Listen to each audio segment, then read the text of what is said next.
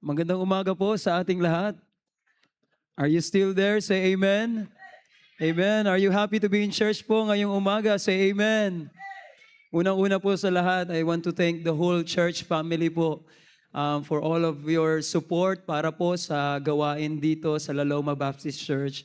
I could still remember, nung una po ako napunta sa Mount Calvary, si Pastor Toquero po, nakailang balik na po sa amin. And can you imagine po mga kapatid, when I was a teenager, yung dream ko ba, it was just a dream. Sabi ko, one of these days, makakapunta kaya ako sa La Loma and see the ministry and makita po yung gawain. And andito na po ako ngayong umaga. Amen? Sa totoo lang po, we're very excited. Nagagalak po kaming makapunta dito talaga. From the bottom of our hearts, mga kapatid, I have never imagined po na makakarating kami dito and we'll be able to meet you and see the ministry here, mga kapatid. This morning, I just want to share this lesson po para sa ating Sunday school. You know, it is no accident po. Are you still there, mga kapatid? Hindi po accident na andito kami ngayong umaga. Ang Diyos po ay may plano sa ating buhay. Bilang mga Kristiyano po, there's a reason, there is a cause for everything. Yun pong andito kami from Wednesday po hanggang ngayon, may purpose po ang Panginoon bakit po kami andito ngayong umaga. And this morning, I just want to be a help church. I know po, galing kami sa Mindanao, it's a long way, mga kapatid, but ang message po na ibabahagi ko po ngayong umaga ay hindi po galing sa amin sa Mindanao. Ang message po na ibabahagi ko ngayong umaga is from the Word of God. Amen. Sa Biblia po manggagaling, mga kapatid. Kaya po, sana po makinig tayo sa salita ng Diyos ngayong umaga. Just a way of introduction, ewan ko po, just pray for me. Ang lamig-lamig po dito sa loob ng inyong church. Sino po ang nilalamig? Taas ang kamay. Kahit kayo po pala, nilalamig pa din. Wala po kaming aircon sa church. Yung amin po, aircon pa din po, pero air continue. Nagsisimba po kami sa aming gymnasium. Basketball court po ang aming simbahan ngayon. Kaya po kapag katapos ng simba, basketball agad. Amen? But po, kasi po, hindi na kami magkasya sa aming auditorium. So ngayon po, nasa gym kami nagsisimba. But it's a great privilege to be here. Thank you, church po, sa inyong pag-support.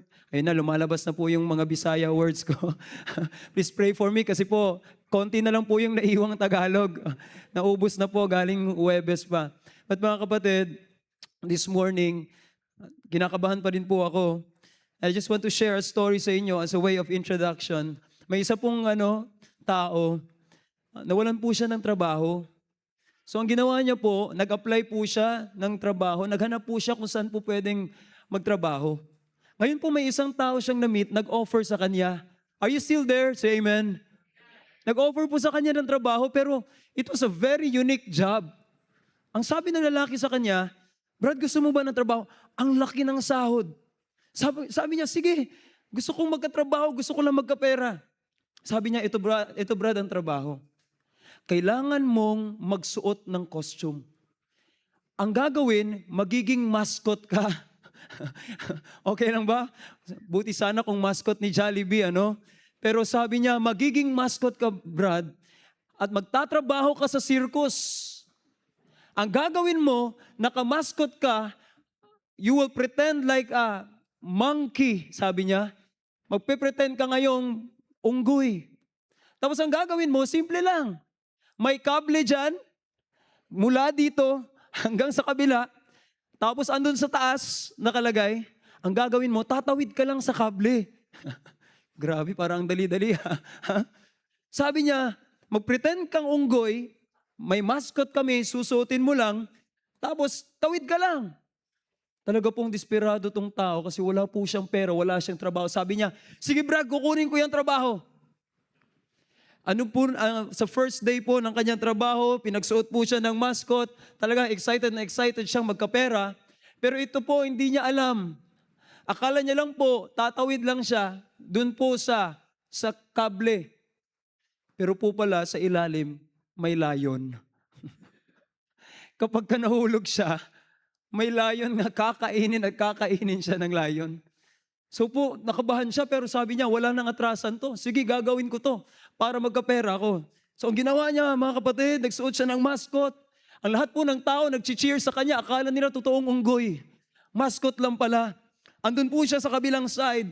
Ngayon po, sabi niya, nakikita niya po yung leon sa ilalim. Yung lion po, ang lakas ng ang lakas ng boses. Talagang yung sumisigaw, rawr, rawr, parang gustong kumain ng tao. Gutom na gutom po. So ginawa niya po, tingin siya ng tingin sa ilalim. Sabi niya, sige lang, magkakapera ako ngayong araw, magkakapera ako. Sinimulan niya pong maglakad sa kable. Focus na focus po siya. Nanginginig po yung paa niya, pero sabi niya, para sa pera. Kailangan ko ng pera, kailangan ko ng pera. Pagdating po sa gitna, ang nangyari po talagang kinabahan po siya. Kasi po narinig niya po yung lion, ang lakas po ng boses. Talagang sumisigaw, rawr, parang gusto siyang kainin. Nanginig po yung tuhod niya, mga kapatid. Pagkatapos po, nahulog siya bigla. Talaga pong sigaw siya ng sigaw, mga kapatid. Alam niyo na po anong mangyayari sa kanya. Mamamatay siya ngayong araw na yan. Kakainin siya ng leon, sigaw siya ng sigaw. Sabi niya, tulong! Tulungan niyo! Wala pong lumapit sa kanya. Sigaw siya ng sigaw, tulong! Tulong! Ngayon po yung lion, lumapit po sa kanya. Talagang galit na galit, gusto po siyang kainin. Lumapit ang leon. Sabi niya talagang, gagawin ko ang lahat para mabuhay lang. Habang papalapit ang leon, sabi niya, ready na siya. Makipaglaban sa leon. Sabi niya, ayoko mamatay ngayong araw. Ngayon po, lumapit yung leon. Inunahan niya na po. Hinawakan niya ang leon, yung bunganga. Tapos sabi ng leon, tumigil ka! Mascot lang din pala yung leon. Tao ako, sabi niya, tao ako. Pareho palang mascot silang dalawa. Mga kapatid, ang dami na pong churches ngayon, parang circus. Are you with me? Ang dami na pong mga mananampalataya ngayon, mga kapatid, na ginagawa pong circus ang simbahan. Yun po bang parang nagmamaskot tayo dito ang lahat? Hindi po kami nag-travel ng ganong kalayo para po sabihin po kung ano pong gusto niyong marinig. Andito po kami para sabihin po ang salita ng Diyos sa atin. Kasi po ang katotohanan, ang dami na pong churches ngayon, mga kapatid, iba po yung buhay natin sa loob ng simbahan, iba po yung buhay natin sa labas. Ang simbahan po ngayon nagiging circus. Ang bait-bait natin sa church. We are so involved in the church. We are so faithful in the church. Pero po kapag umuwi tayo, mga kapatid, pag nasa labas tayo ng simbahan, minsan po hindi na po nakikita ang pagiging Kristiyano sa atin. I just want to be a help, mga kapatid. We've been talking about soul winning and discipleship. Ito po yung problema. Kasi po sa harap ng ating pastor, talaga pong mukhang willing tayo. Nakaluhod ka pa sa harapan. Nag-forward ka pa. Iyak ka pa ng iyak sa harapan. Pero pagkatapos ng soul winning and discipleship seminar na ito, mga kapatid, nasaan po tayo? Yung iba po, hinuhubad yung mascot. Mga kapatid, I just want to be a help. Seryoso pong gawain ang soul winning and discipleship. Hindi po ito biro. Kada isa po, bawat isa sa atin, mga kapatid, tayo po ay produkto ng soul winning and discipleship. Wala ho tayo ngayong umaga dito sa church kung wala hong nag-soul win sa atin. I cannot imagine po ang aking buhay ngayong umaga kung wala pong nag-invite sa amin sa church, wala pong nag-akay, wala pong nagdala sa amin sa church. I don't know kung nasan po kami ngayon. Mga kapatid, this is a serious work. This is not a playground. Hindi po laro ito.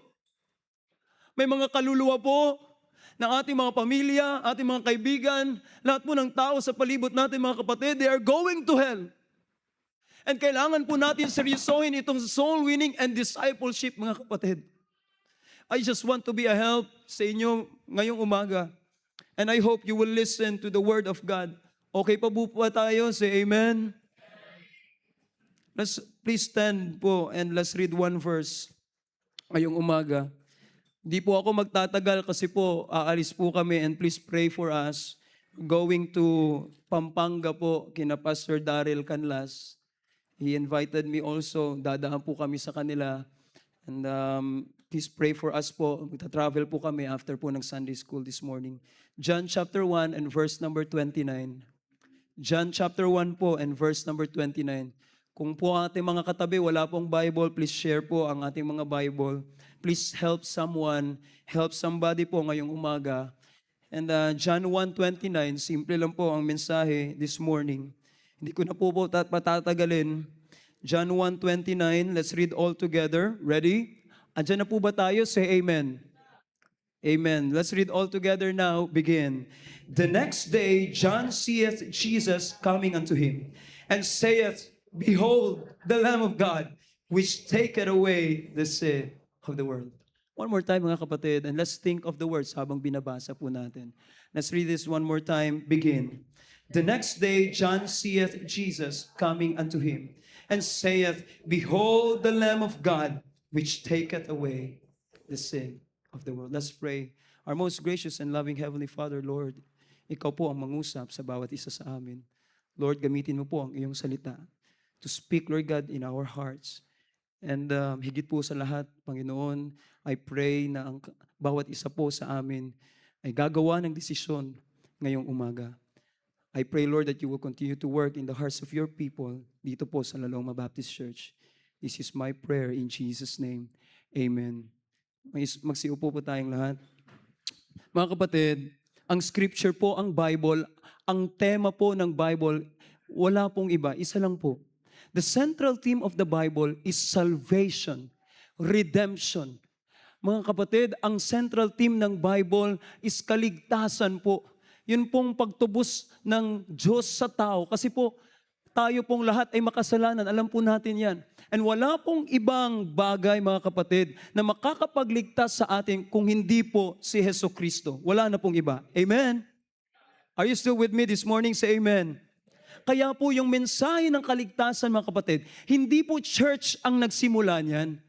Hindi po religion, hindi po denomination. Yun pong message ng salvation, nag-start po yan kay Christ. Si John the Baptist po, he was preaching, the Lamb of God. Jesus Christ is the Lamb of God, which taketh away the sin of the world. And we still have the same message today. Mga kapatid, it is still Jesus Christ, it is still Jesus, the Lamb of God, ang makakapagpatawad, mga kapatid, makakapagligtas sa bawat tao sa buong sanlibutan.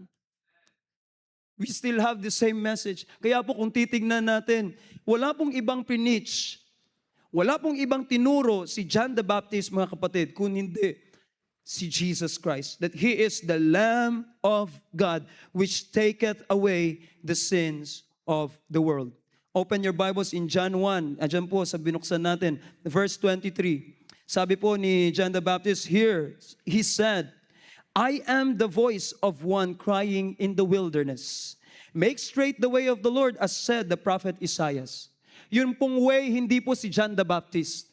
Yung way po, hindi po ang ating church. Are you still with me, mga kapatid? Yung way po, hindi po yung ating program, hindi po yung ating organization, hindi po yung conferences natin. Yung way po ng salvation is still the Lord Jesus Christ. Amen.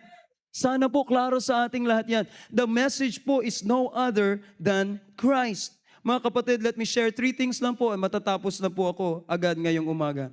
But sabi po ng Bible, verse 23, sabi ni John the Baptist, I am the voice. Mga kapatid, wala pong tao sa mundong ito, wala pong church, religion o kahit ano ang makakapagligtas. Sabi ni John the Baptist, I am just a voice. Hindi ako ang daan. Hindi ako ang tagapagligtas. Sabi niya, I am the voice. I am just a voice. Mga kapatid, wala po sa atin ang kaligtasan. We are just a voice. Ang kaligtasan po wala sa Laloma Baptist Church. Ang Laloma Baptist Church po is just a voice. Mga kapatid, hindi mo kayang iligtas ang iyong mga katrabaho, iyong mga kaklase, ang iyong pamilya. Hindi nyo kayang iligtas yan. We are just a voice. Kaya po, gawin natin kung anong ginagawa ni John the Baptist dati. Ano pong ginagawa niya? He is just sharing and preaching that Jesus Christ is the Lamb of God. Are you with me, mga kapatid? Kaya po sa ating relatives, family, mga katrabaho natin sa eskwela, kahit saan po kayo mapunta, we just have to share po and preach that Jesus Christ is the Lamb of God. Wala pong ibang way, wala pong ibang daan kundi si Jesus Christ po. Siya lang po. Number 1 this morning, the message of the soul winner. Be a soul winner, mga kapatid. Let's be a part of this soul winning program ng church. I could see the heart of your pastor po, ulit-ulit ko pong sinasabi. Gusto lang po ni Pastor Ramil na ang church na ito ay gawin kung ano po ang main business. Ano po ang main thing sa buhay ng isang Kristiyano. Yung main thing po, hindi yung sahod nyo. Yung main thing po, hindi yung degree nyo. Hindi po yung business nyo. Hindi po yung mga organize o kahit ano pong ginagawa na, the main thing in the church, mga kapatid, is sharing the gospel. Ayan lang po yung gusto ni Pastor Ramin, kaya po kami nandito ngayong umaga para i-remind po ang bawat isa sa atin na kailangan po nating maging part sa ministry na ito. Kailangan po nating maging part sa totoong gawain. Importante po na part tayo sa choir, part tayo sa lahat ng mga ministry dito sa church. But the main ministry we have, the main thing we should do is share the gospel. Be a soul winner, mga kapatid. I just want to give you 3 bagay po. The message of the soul winner. Bakit po tayo kailangan maging soul winner? Kasi po, meron po tayong message. And our message is very important na hindi po natin pwedeng itago lang sa loob ng La Loma Baptist Church. Are you with me this morning? Hindi po pwedeng nakatago lang dito, mga kapatid. Kailangan po nating lumabas lahat. At kailangan po nating ipagsabi. At kailangan po nating i-preach. At kailangan po nating i-share ang ating message. Ano po ang message? No other than Christ. Are you with me? 1 Corinthians 1:23. But we preach Christ crucified. We preach not ourselves. Hindi po ang ating mga sarili ang ating pinipreach. When we go out, ang sabi ng Bible, 1 Corinthians 1:23, but we preach Christ crucified. There's no other message than Christ. Number 1, mga kapatid, we preach Christ in His humanity. Gusto ko lang po i-explain this morning that we have a wonderful message to tell. Gusto ko lang po na ma-excite tayo. Ano ba yung message na pinipreach natin tsaka sinishare natin sa ibang tao? Number 1, we preach Christ in His humanity. Ang message po natin is ganito, yung Diyos po nagkatawang tao. Yung Diyos po iniwan lahat ng glories of heaven. Lahat ng kaluwalhatian sa langit, mga kapatid. And siya po ang nag-create ng buong universe, mga kapatid. Pero ang ginawa niya, nagkatawang tao po.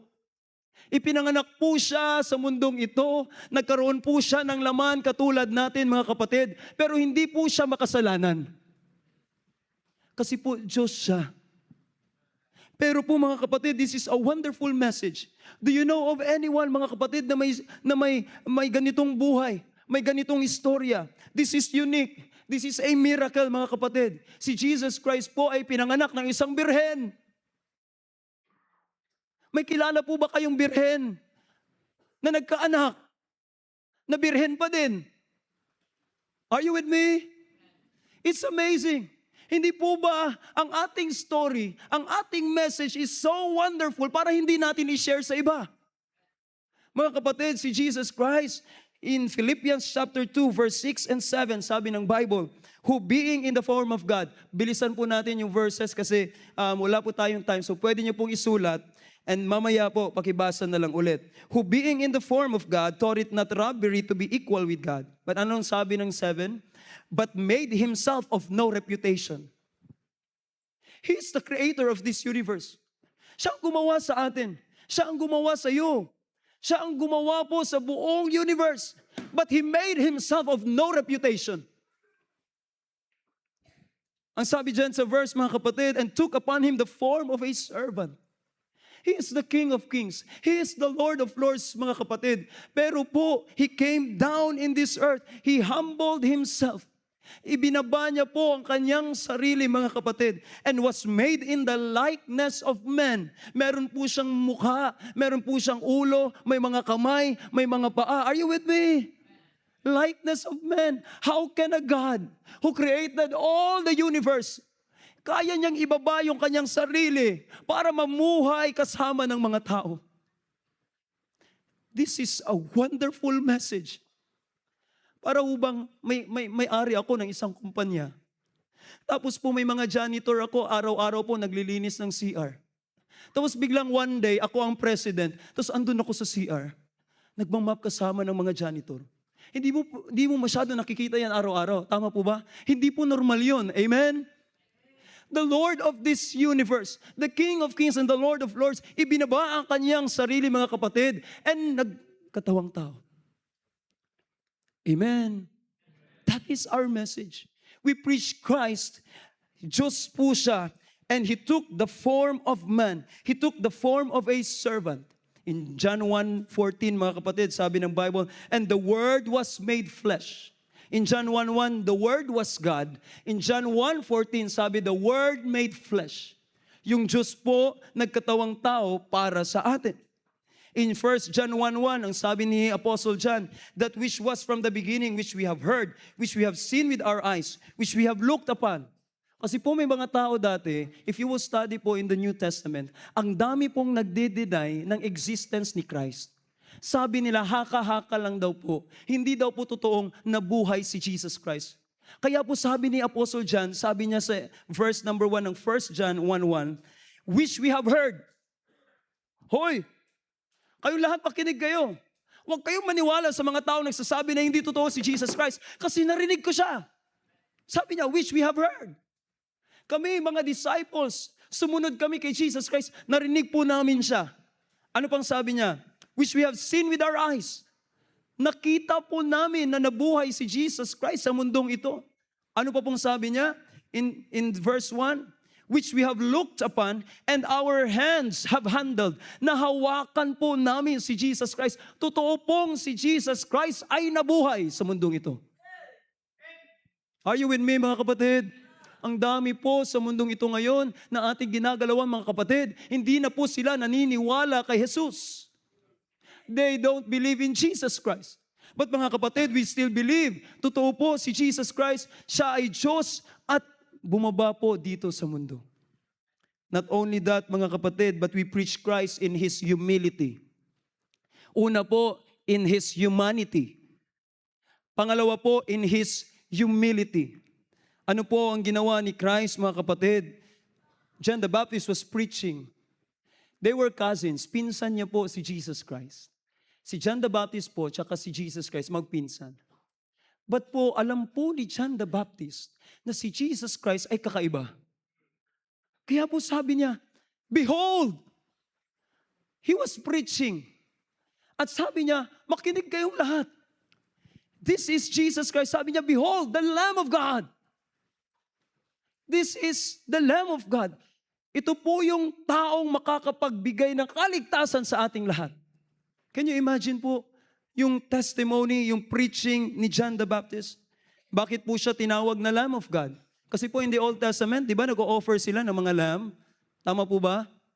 Nag-o-offer po sila ng lamb para po yung mga kasalanan nila, pinapatay po yung lamb, ang dugo po binubuhos doon sa mercy seat sa tabernacle. Yun po ay picture ni Jesus Christ. Na si Jesus Christ po is the Lamb of God. Mamamatay po si Jesus Christ at ang dugo ni Jesus Christ, yun po ang ibubuhos sa mercy seat sa langit para po tayong lahat ay maligtas. Amen? We preach Christ in His humility. Mga kapatid, ang hirap po nun. Diyos ka, pero kailangan mong mamatay para sa ibang tao. It takes so much humility, mga kapatid, para mamatay sa krus. Ako ang gumawa sa lahat ng tao sa buong mundo. Ngayon, ako ang ipapako sa krus. Ngayon, ako ang mamamatay para sa kasalanan ng ibang tao. Kung ako yun, mga kapatid, ay hindi ko po gagawin yun. Ha? Are you with me? Kaya po kakaiba yung message natin. We preach Christ in His humility. Paano niya pong naiwan ang langit and bumaba po dito sa lupa, namatay sa krus para po sa kasalanan nating lahat. Sabi po sa Hebrews 9:22, without the shedding of blood, there is no remission. Kasi po alam ni Jesus Christ, kapag hindi po siya namatay sa krus at hindi niya po maibuhos yung dugo niya sa krus, hindi po tayo matutubos sa ating mga kasalanan. Are you still with me this morning, mga kapatid? Parang galit na kayo Okay pa po, gutom na po ba tayo? Bilisan po natin. Pakinggan nyo lang po yung Word of God. Number 1, ano po yung number 1? We preach Christ in His humanity. Totoo pong naging tao ang ating Panginoon. Pangalawa po, we preach Christ in His humility. Kahit po kamatayan, ginawa po ni Jesus Christ para sa atin. You remember the time He was baptized? Binaptize po siya ni John. Ano pong sabi niya? Sabi niya kay John, John, i-baptize mo ako. Sabi ni John, Lord, sabi niya, no. Dapat ako yung i-baptize mo. Sabi ni Jesus Christ, kailangan mo akong i-baptize. Kasi yung baptism is a picture kung anong gagawin nila sa akin. Amen? Kailangan makita ng ibang tao na ako yun. Ako yung mamamatay, ililibing, at muling mabubuhay. Ayun po yung baptism Tama po ba? Ang baptism po is a picture of the death, burial, and resurrection of Christ. Kaya sabi na kay John, John, kailangan mo itong gawin. Kailangan nating ipakita sa lahat na ako yung tagapagligtas. Ako yung mamamatay. Ako yung ililibing at ako yung muling mabubuhay. Are you with me? Kaya binaptize po siya ni John. Ngayon, gulat na gulat yung mga tao kasi preach si John. This is the Lamb of God. Ito yung makakapagbigay sa atin ng kaligtasan. Gulat na gulat yung iba. Are you with me?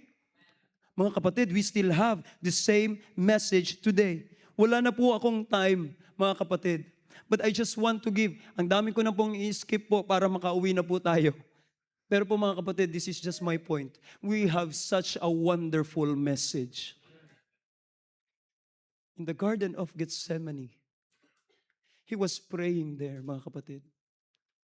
But He was fulfilling a prophecy. Look at your Bibles in Psalm chapter 22, mga kapatid.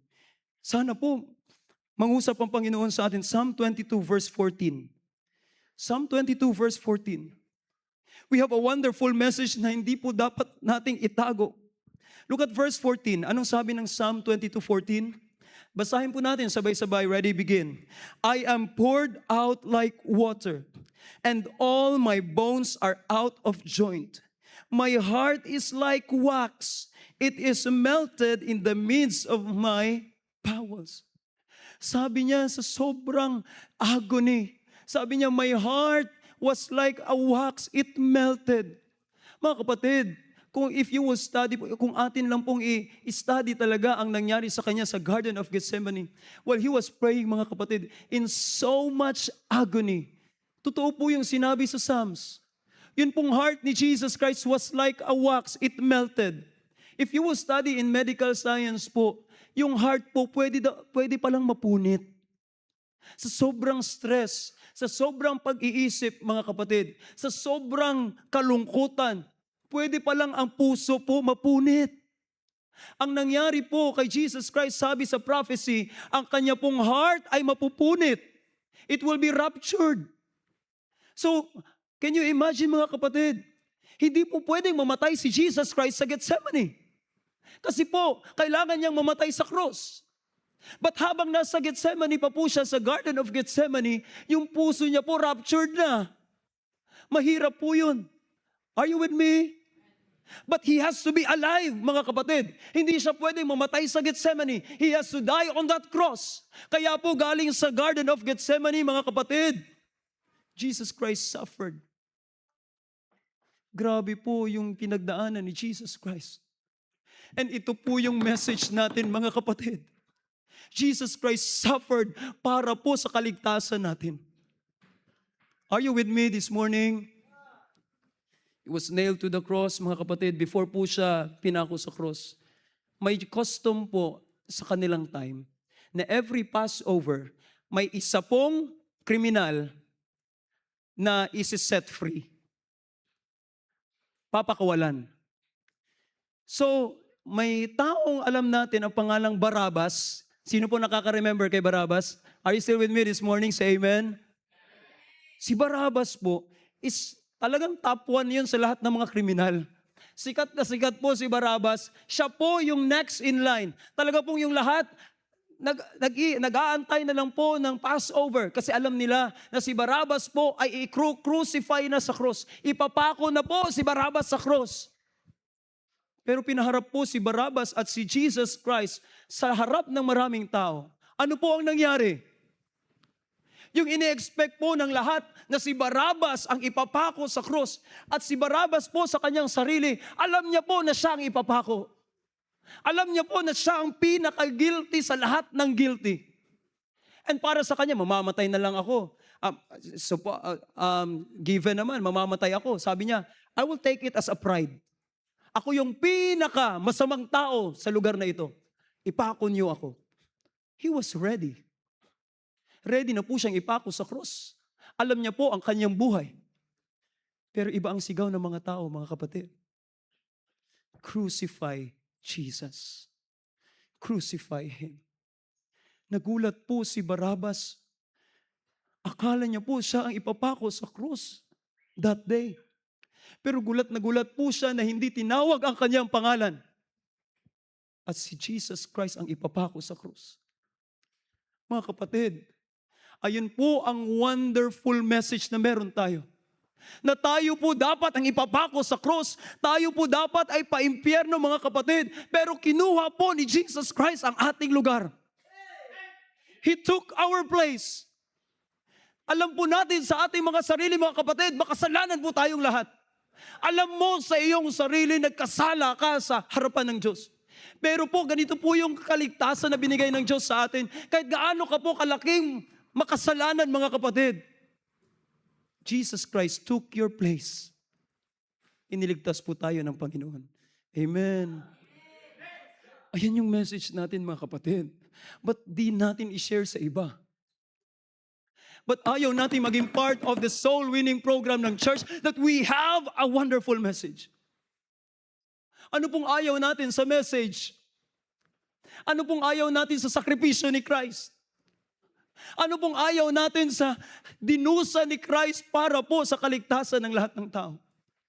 We have a wonderful message, mga kapatid. We preach Christ in His humanity. We preach Christ, pangalawa po, ano po? We preach Christ in His humility. And number 3, we preach Christ in His heavenly deity. Diyos po siya. 100% God, 100% man. Yung mga demonyo po, ang mga dyablo, naghintay po doon sa libingan. Are you with me? Nung inilibing po si Jesus Christ, talagang lahat ng mga demonyo, okay lang po ba yung word? Baka hindi po maganda pakinggan. Okay? Yung mga dyablo po, the demons, andun po nakatingin lahat sa libingan. Siguro ang isip ng ibang mga dyablo, sabi nila, ng mga demonyo, si David nga, hindi nabuhay muli. Si Abraham nga, patay pa rin hanggang ngayon. Si Moses nga, hindi nabuhay galing sa mga patay. Isip nila, how much more is this Jesus Christ? Sa unang araw, sabi nila, tingnan natin. Tingnan natin kung makakabangon ka. On the second day, talagang excited na sila. Hoy, malapit na. Ang lapit-lapit na. But on the third day, mga kapatid, Jesus Christ rose from the dead. Amen. Mga kapatid, that's a wonderful message. He is God. Wala pong ibang may kayang gawin yan kung hindi ang Diyos. Mga kapatid, that is our message. That's why La Loma Baptist Church, magtulungan po tayo para ipamahagi ang mensahe ng salita ng Diyos. Amen! Meron po tayong Diyos na nagkatawang tao, pumunta po sa mundong ito, namatay sa cross mga kapatid, inilibing at pagkatapos ng 3 araw, muling nabuhay para sa ating kaligtasan. Mga kapatid, let's go soul winning. Ano pa po ang hinihintay natin? Wala pong ibang way. Ang sabi ni John the Baptist, the Lamb of God, the Lamb of God. Lumabas po tayo sa church na ito at ipagsabi po natin sa iba, the Lamb of God which taketh away the sins of the world. When you go to school, mga kapatid, ipagsabi niyo po, the Lamb of God, Jesus Christ is the Lamb of God which taketh away the sin of the world. Sa trabaho niyo po, ipagsabi po natin, Jesus Christ is the Lamb of God which taketh away the sin of the world. Amen. We have a wonderful message, mga kapatid. I'll just give po the next 2 points. Mabilisan lang po. Number 2 is the method of the soul winner. The method of the soul winner. Open your Bibles po in the book of John, chapter 1 pa din po. Let's just read verse 41. Are you still there po? Say amen. Ito na po, second point tayo, verse 41. Ano po ang sabi ng Bible? Let's read the first line po. Ready, begin. He first findeth his own brother Simon. Si Andrew po, nung na-meet niya si Jesus Christ, ano po ang ginawa niya? He first findeth. Ang una pong method of soul winning is to find lost souls. Mga kapatid, nung naligtas po kayo, ano pong ginawa niyo? Hindi niyo ba hinanap yung pamilya niyo na papuntang impyerno?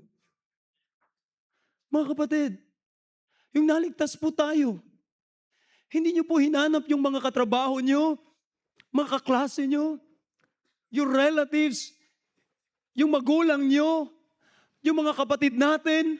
Hindi po ba natin sila hinanap para maligtas? Kasi po si Andrew, nung naligtas po siya, inuna niya po yung kapatid niya. He first findeth his own brother, Simon. Kaya po yung method ng soul winning po is to find lost souls. Brad, may picture kami kahapon. Pakishow naman. Kahapon po, dinala po nila kami sa North Cemetery. First time ko pong makakita ng ganong klaseng lugar. Sa amin po kasi, sa Jensen, kapag ka po sementeryo, ay naku po, talagang kung Katoliko ka pa, ang daming cross na ginawa mo. Ang daming sign of the cross na po. Talaga po nga sa amin, ang mga tao po ay takot na takot sa sementeryo. Ngayon lang po ako nakakita ng mga tao nakatira sa sementeryo. Sino po dito ang galing sa North Cemetery? Taas po ang kamay. Baka meron po tayong member na from North Cemetery. Hindi po yung muling nabuhay. What I mean po, yung nakatira po. Galing sa patay. Hindi po yung galing sa patay. Yung pong nakatira po sa loob ng North Cemetery. Mga kapatid, I was there. Sabay po kami ni RJ niyan. And next picture, Brad, 3 kami ni Pastor Rolando at saka ni Ma'am Lisa Jean. Ayan po, talagang gulat na gulat po ako. Ginagawang lamesa, ginagawang kusina, lahat na po ang mga bata nakatulog sa itaas sa mga nicho. Sabi ko po talaga, ibang ibang experience po to eh. Talagang ipagsasabi ko po ito pabalik sa Jensen. Kami po takot sa nicho. Kayo po, tinutulugan niyo po. Kinakainan. Grabe po, no? Pero mga kapatid, balik po dun sa picture ko. Na-meet ko po si Tatay Alfredo. He is 68 years old. Nag-share po ako sa kanya ng gospel. In-explain ko po sa kanya this wonderful message that we have. Si Jesus Christ, nabuhay sa mundong ito, namatay at muling nabuhay para iligtas ka, Tatay Alfredo.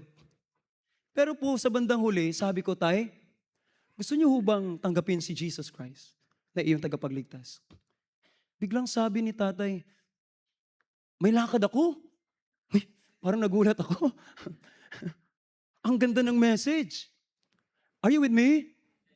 Ang kailangan mo lang gawin, tanggapin mo lang si Jesus Christ. Amen. Sumampalataya ka lang, maliligtas ka. Sabi niya sa akin, may lakad ako. Si RJ, andun po sa tabi namin, nagulat din po siya. Talagang rinig na rinig niya yung may lakad ako. Kahit wala namang lakad si tatay, obvious naman. Amen? Pero sabi ko, bumulong ako kay tatay. Hindi narinig ni RJ. May binulong ako sa kanya. Pagkatapos ko nag-witness, si RJ lumapit po sa akin. Sabi niya, Sir Mark, ba't po kanina, nung sabi ni tatay na ayaw niyang tumanggap, ba't po kayo parang pabulong po na nagsalita, kumausap sa kanya? Sabi ko RJ, binulungan ko siya, sabi ko, Tay, kung di ka tatanggap ngayong umaga, ipapasok ka namin sa van, dadalhin ka namin sa Jensen. Ayun po, tumanggap. Hindi po, biro lang. Ayun na ayaw niyang Jensen, ha. Sabi ko po kay tatay, mga kapatid, ito totoo po to. Pabulong ko pong sinabi sa kanya. Sabi ko po, Tay, hindi po natin alam, Tay, kung mabubuhay ka pa bukas. Sabi ko, Tay, kapag ka namatay ka ngayong araw, hindi ka tumanggap kay Jesus Christ. Tay, walang pakialam ang Diyos kung dito ka nakatira. Kung may bahay ka, may sasakyan ka, may pera ka, may trabaho ka. Sabi ko sa niya, Tay, walang pakialam ang Diyos Ang titingnan lang ng Diyos sa buhay mo ay yung puso. Sabi ko, Tay, kung mamamatay ka sa araw na ito, Tay, hindi mo tinanggap si Jesus Christ, mapupunta kang impyerno. Tinanong ko siya ulit. Sabi ko, Tay, gusto niyo hubang tanggapin si Jesus Christ ngayong umaga? Ay, syempre. Anong response ni tatay? Talagang tumanggap po si tatay. Amen? Kasi po, the method, atin pong pupuntahan the second point, the method of the soul winner is compel. Mga kapatid, compel means, yun bang, grabe po ba, parang pilitin natin. Are you with me? Ang sabi po ng aking pastor parati sa amin, don't take no for an answer. Kapag ka po pag sinabing, ayoko, sabihin mo na, bahala ka sa buhay mo. O di maimpyerno ka? Are you with me? Hindi po ganun Kasi sabi po ng Bible, mga kapatid, is for us, mga kapatid. Ano pong sabi ng Bible? Let me give you a verse, Luke 14:23. Luke 14:23, and the Lord said unto the servant, go out into the highways and hedges and compel them to come in that my house may be full. That my house may be filled. Mga kapatid, yung pong command ng Panginoon sa atin is to compel Kaya po hindi ko tinigilan si tatay. Kasi alam ko po, mga kapatid, kapag ka si tatay namatay ngayong araw, mapupunta siyang impyerno. Sabi ko, Tay, tanggapin mo si Jesus Christ. Mga kapatid, you just have to go back po sa ating mga pamilya at sabihan ang nanay at tatay mo, Nay, Tay, kailangan mong tanggapin si Jesus Christ. Sabihan po natin yung mga kapatid natin, kailangan nyo tanggapin si Jesus Christ. We need to compel them to come, mga kapatid. Kasi po wala silang pakialam sa kanilang mga kaluluwa. Pero tayo po na nakakaintindi, mga kapatid, alam po natin na pupunta sila sa impyerno. The method is to compel them. Number 1 is to find lost souls, mga kapatid. In 41, mga kapatid, John 1:41, he first findeth his own brother, Simon. Number 2, mga kapatid, let's read the verse. Patuloy po nating basahin yung verse. Verse 41, let's read all together. John 1:41. Ready? Begin. He first findeth his own brother Simon and saith unto him. Ang pangalawang point po is to speak. Mga kapatid, to speak. Are you with me? Mga kapatid, you don't have to witness kung hindi nyo po alam. Ang gawin nyo lang po is to share Jesus Christ. Sabihan po natin yung mga tao sa palibot natin, hey, naligtas na ako ni Jesus Christ. Ako ay makasalanan, mga kapatid. Tinanggap ko si Jesus Christ sa aking puso. Ngayon po ako ay ligtas na. Ayun lang po ang kailangan natin gawin. Si Simon po, si Andrew po, pinuntahan niya si Simon. At anong sinabi niya kay Simon? Sabi niya, we have found the Messiah. Ayun lang po yung sinabi niya sa kapatid niya. Nakita na namin ang Messiah. Gawin niyo lang po, mga kapatid, bumalik po tayo sa ating mga bahay, sa ating mga pamilya at sabihin natin, na ngayon po, nakita ko na ang tagapagligtas. At walang ibang tagapagligtas kundi si Jesus Christ. Mga kapatid, ganun lang po kasimple ang method ng soul winning. We just have to compel people. Find lost souls. Ikalawa po, speak to lost souls. Are you with me? And ano po ang sabi sa next verse? Next verse po ating basahin. Next verse, verse 42. Anong sabi ng verse 42? Let's read all together. Begin. And he brought him to Jesus. Find lost souls. Speak to them, mga kapatid. I-share natin sa kanila na kilala na natin ang totoong tagapagligtas. Kasi po dati akala natin yung simbahan, yung religion, ayun po yung makakapagligtas. Ngayon po na alam na natin, let's speak out. Are you with me, mga kapatid? Sabihan po natin lahat ng tao sa palibot natin, hey, kilala ko na ang tagapagligtas at walang ibang tagapagligtas kundi si Jesus Christ lamang. And number 3 is to bring the lost, mga kapatid. To bring lost souls. Pwede niyo pong dalhin sa simbahan. Invite niyo po. At ating pong witnessan dito sa simbahan. Or, pwede po yung simbahan dalhin natin sa kanila. Amen? Are you with me? Kasi po nung nasa high school ako, ang mga classmates ko po ayaw talaga. Kahit anong invite ko, ayaw talaga pumunta. Ang ginawa po namin ganito. Nag-lunch po kami. Sabi ko, libre ko kayong lahat. So, nagtawag po ako ng mga 10 classmate ko. Sabi ko, ililibre ko kayo ng lunch ngayong tanghali. Yan, doon po sila. Excited silang lahat eh. Nakaupo sila lahat sa kantin. Hindi nila alam, in-invite ko po yung Sunday school teacher ko. Bago po kami kakain, ayan muna, magwi-witness muna kami. Are you with me, mga kapatid? Let's bring souls to Christ. Mag-isip po tayo ng mga paraan. Paano po ma-share ang gospel? Sino po dito may mga businesses? Sino po dito may mga trabaho, mga kapatid? Mag-isip po tayo kung paano po natin madadala ang message, this wonderful message, sa mga tao po na nasa palibot natin. Are you with me, mga kapatid? Bring lost souls to Christ. And the last one, and I will be finished, the mandate of the soul winner. Number 1 is the message of the soul winner. Ano po yung message natin? Sino po ang message natin? Christ. Pangalawa po is ano po yung pangalawa? The method of the soul winner. Ano po ang kailangan natin gawin? To compel. Are you with me? Are you with me? Amen? Compel. Pilitin po natin ang mga tao na manalig kay Kristo. Are you with me? Kasi po talagang hindi nila marirealize yung totoo nilang situation kapag ka po walang pumipilit sa kanila. Yung bang may taong paulit-ulit na sinasabihan sila kung ano po ang katotohanan. Amen? Kaya po nga sa Bible, almost thou persuadest me to be a Christian. Right? Yung mga lost souls po, we can persuade them to be a Christian. Mga kapatid, and the last thing is the mandate of the soul winner is to commit. Is to commit. Wala na po akong time. Letter A po, number 1, commit to follow. Commit to follow.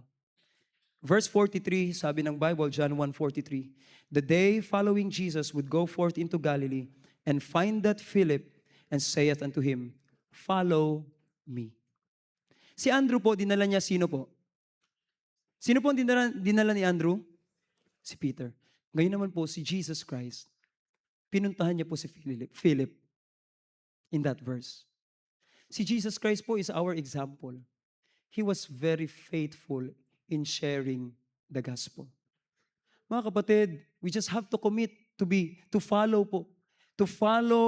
the example of Christ. Minsan po, are you with me still, mga kapatid? Kasi minsan po, tingin natin yung pastor lang dapat ang nagsa-soul winning eh. Tayo pong lahat, we can commit to follow the example of Christ. Yung pong si Philip, na-reach ni Jesus Christ, si Philip po, dinala niya si Nathaniel. Are you with me? Si Andrew po, dinala niya si Peter. Si Peter, ang daming dinala sa Panginoon. Si Jesus Christ naman po, personally, ni-reach out niya si Philip. Ang ginawa naman po ni Philip after, ni-reach out niya si Nathanael. Mga kapatid, we just have to commit to follow the example of Christ. Let us go soul winning. Are you with me? Are you still there, mga kapatid? Amen?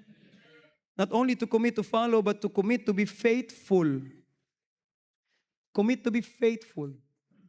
Sabi ng Bible sa Acts 17:6, and when they found them not, they drew Jason and certain brethren unto the rulers of the city, crying, these that have turned the world upside down are come hither also. Yung mga faithful po, anong ginawa nila? They turned the world upside down. Gusto niyo po ba ang buong Laloma po makarinig ng gospel? Gusto po ba natin ang buong Luzon po ay makarinig ng gospel? Gusto po ba natin ang buong Pilipinas po makarinig ng gospel? Gusto po ba natin ang buong mundo po ay makarinig ng gospel? We have to be faithful, mga kapatid. Because faithful men will turn this world upside down. Kailangan po faithful tayo. If you will decide po ngayong umaga to be part of our soul winning program, commit to follow the example of Christ. Amen? Si Christ nga po nagre-reach out. Ba't tayo hindi? Are you with me, mga kapatid? Commit to be faithful. Because it's only po by faithfulness we can turn Laloma upside down. And number 3, mga kapatid, commit to be fervent. John 1:45, Philip findeth Nathanael, and said unto him, we have found him, of whom Moses in the law and the prophets did write, Jesus of Nazareth, the son of Joseph. Talagang excited po si Philip i-share kay Nathanael, we have found him, we have found him, we have found him. Mga kapatid, saan na po yung fire natin? Saan na po yung fervency? Saan na po yung alab? Saan na po yung apoy sa mga puso natin to share the gospel to other people, mga kapatid? We need to commit to be fervent. Dati po, nung una pa lang tayong ligtas at una po tayong sumasali sa soul winning, we're very excited. Eh ngayon po, huminto na tayo. Yung iba po, nagsa-soul winning na naman dati, pero nahinto. Are you still with me, mga kapatid? Saan na po yung fervency? Commit to be fervent. Simple message this morning, mga kapatid. The mandate is for us to commit. Kasi may command na po eh. We already have a call, Matthew 28:19 and 20. Go ye therefore and teach all nations. There is already a command. There is already a call, mga kapatid. We just have to commit. Hindi naman po tayo deaf lahat dito. Are you with me? Ayun po, may mga deaf dyan. Di sila nakakarinig. May nagsasign po para sa kanila. Tayo po nasa loob ng auditorium na ito, nakakarinig po tayo. Amen? There is a call. Na-learn po natin ito sa ating seminar, mga kapatid. Ating emphasis po, conference. There is a call from, ano yung una? From within. Kung totoo ka pong ligtas, may alab po, may apoy po sa loob natin na kailangan nating i-share ang gospel sa ating pamilya. Amen? Ating mga kapatid, sa ating mga magulang. There is a call from within. Kung totoo kang ligtas ngayong umaga, may apoy po, may alab po sa ating puso na kailangan nating i-share ang gospel sa ibang tao. There's a call from without. Tingnan po natin ang mga tao sa ating palibot, nangangailangan po sila ng tulong. Ang dami pong problema sa mundong ito, mga kapatid. Pero po, yung pinakamalaking problema, yun pong kaluluwa ng tao na papuntang impyerno. Ayan po yung totoong problema sa panahon. There's a call from without. There's a call from above. God commands us to go. Si Pastor Toquero and all the other Christians na nauna na po sa atin, they are cheering us, hey, Laloma Baptist Church, go soul winning. Hey, Laloma Baptist Church, commit to be faithful, commit to follow, commit to be fervent. Umalab kayo. Paapuyin niyo yung apoy sa loob. Mga kapatid, let's go soul winning. Amen. And there's a call from beneath. Yung mga relatives natin na nasa impyerno ngayon. Yung mga mahal natin sa buhay na nasa impyerno ngayon, alam niyo po ba anong sinasabi nila? Sabihan mo ang mga anak ko. Sabihan mo ang mga magulang ko. Sabihan mo yung mga relatives natin. Hey, sabihan mo yung mga classmates mo, mga katrabaho mo, lahat-lahat ng tao na nasa palibot mo, they need to be saved. Ang tanong po ngayong umaga, mga kapatid, ano pa pong hinihintay natin? Sino pa po ang gusto niyong tumawag sa inyo? We already have a call. Mga kapatid, sino po ang hinihintay nating tumawag? Are you still with me, mga kapatid? Habang hindi pa po huli ang lahat, mga kapatid, let's share the gospel. Amen. Sino po ngayong umaga, simple lang po ang magko-commit. Who will commit to be a part of our soul winning and discipleship program? Let's pray. Heavenly Father, Lord, salamat po sa mensahe from your word this morning. Thank you, Lord, sa lahat po ng mga members ng church na ito, sa pakikinig po sa inyong salita. Ako po'y nananalangin, O God, na tulungan niyo po kaming ma-realize that we have a wonderful message. Lord, thank you po for saving us. Thank you po, Lord, na sinakripisyo niyo po ang inyong sarili para sa amin. Ngayon po, meron kaming mensahe. Napakagandang mensahe na pwede pong ipamahagi sa ibang tao.